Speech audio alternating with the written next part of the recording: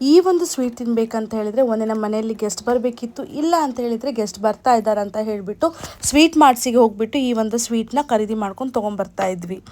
Guest ಯಾವಾಗ ಬರ್ತಾರೆ, ನಾವು ಯಾವಾಗ ಈ ಸ್ವೀಟ್ನ ತಿಂತೀವಿ ಅಂತ ಕಾಯ್ಕೊಂಡು ಕೂತ್ಕೊಳ್ತಾ ಇದ್ವಿ. ಯಾವಾಗ ಆ ಸ್ವೀಟ್ ಬಾಕ್ಸು ಓಪನ್ ಆಗ್ತಾ ಇರೋದಕ್ಕೆ 4K ರೆಸಲ್ಯೂಷನಲ್ಲಿ ಕಣ್ಣು ಓಪನ್ ಮಾಡ್ಕೊಂಡು ಕೂತ್ಕೊತಿರ್ತಿದ್ವಿ, ಯಾವಾಗ ನಮ್ಮ ಬಾಯಿ ಬಂದು ಈ ಸ್ವೀಟ್ ಬೀಳತ್ತೆ ಅಂತ ಹೇಳ್ಬಿಟ್ಟು. ಫಸ್ಟಿಗೆ ಸ್ವೀಟ್ನೆಲ್ಲ ಗೆಸ್ಟಿಗೆ ಕೊಟ್ಟಾದ್ಮೇಲೆ ಉಳಿದಿರುವಂಥದ್ದು ಒಂದು ಅಥವಾ ಅರ್ಧನೂ ನಾವು ಮಕ್ಕಳೆಲ್ಲ ಹಂಚ್ಕೊಂಡು ತಿಂತಾ ಇರ್ತಿದ್ವಿ. ಆ ಒಂದು ಸ್ಯಾಟಿಸ್ಫ್ಯಾಕ್ಷನ್, ಆ ಒಂದು ಖುಷಿನೇ ಬೇರೆ ಇತ್ತು.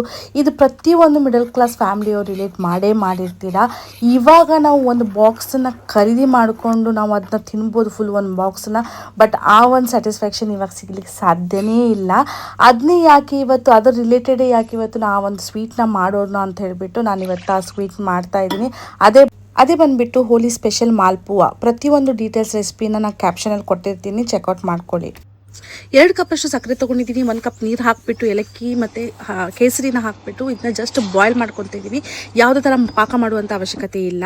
ನಂತರ ಒಂದು ಪ್ಯಾನಿಗೆ ತುಪ್ಪ ಹಾಕ್ಕೊಂಡಿದ್ದೀನಿ. ಮತ್ತು ಸ್ವಲ್ಪ ಎಣ್ಣೆ ಹಾಕ್ಕೊಳ್ಳೋದು, ಎಣ್ಣೆ ಕೂಡ ಹಾಕ್ಕೊಳ್ಬೋದು. ನಾನು ಸ್ವಲ್ಪ ಒಂದು ಹೈ ಕ್ಲಾಸ್ ರಿಚ್ ಟಚ್ ಕೊಡೋಣ ಅಂತ ನಾನಿಲ್ಲಿ ತುಪ್ಪ ಹಾಕ್ಕೊಂಡಿದ್ದೀನಿ. ಅದಕ್ಕೆ ನೀವು ಒಂದು ಸೌಂಡ್ ಅಂತ ಹೇಳ್ತೀವಲ್ಲ, ಅದರಿಂದ ನೀವು ಇದನ್ನ 1 by 1 ಬಿಡಬೇಕಾಗತ್ತೆ.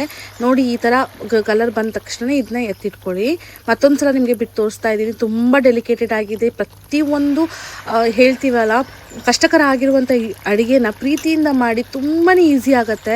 ಪ್ರತಿಯೊಂದು ಅಡುಗೆ ಮಾಡುವಾಗ ಕಷ್ಟಕರ ಆಗುತ್ತೆ, ಹೇಗಪ್ಪ ಮಾಡೋದು ಅಂತ. ಈ ಥರ ಒಂದು ಫ್ರೈ ಆದ ತಕ್ಷಣ ಇದನ್ನು ಒಂದು 2 ನಿಮಿಷದ ತನಕ ಸಕ್ಕರೆ ಸಿರಪ್ನೊಳಗೆ ಮುಳುಗಿಸಿಟ್ಕೊಳ್ಳಿ. 2 ನಿಮಿಷ, ಹೆಚ್ಚು ಬೇಡ, ಯಾಕಂದರೆ ಹೆಚ್ಚು ಸಿರಪ್ ಕುಡಿದ್ರೂ ಚೆನ್ನಾಗಿ ಬರಲ್ಲ.